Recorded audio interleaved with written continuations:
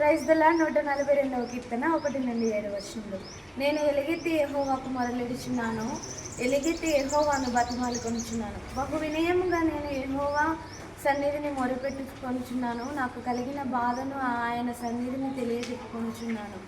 నాలో నా ప్రాణము కృంగి ఉన్నప్పుడు నా మార్గము నీకు తెలియను. నన్ను పట్టుకొనుటకై నేను నడవవలసిన త్రోవలో చాటుగా పగవారు ఊరినొట్టుచున్నారు. నా కుడి ప్రక్కను నిదానించి చూడుము. నన్ను ఎరిగిన వాడు నాకు ఒకడును లేకపోయెను. ఆశ్రయం ఏదియు నాకు దొరకలేదు. నా ఎడల జాలిపడువాడు ఒకడును లేకపోయెను. యెహోవా, నీకే నేను మొరపెట్టుచున్నాను. నా ఆశ్రయ దుర్గము నీవే. సజీవులున్న భూమి మీద నా స్వాస్యము నీవే అని నేను అనుకుంటుని. నేను చాలా కృంగి ఉన్నాను.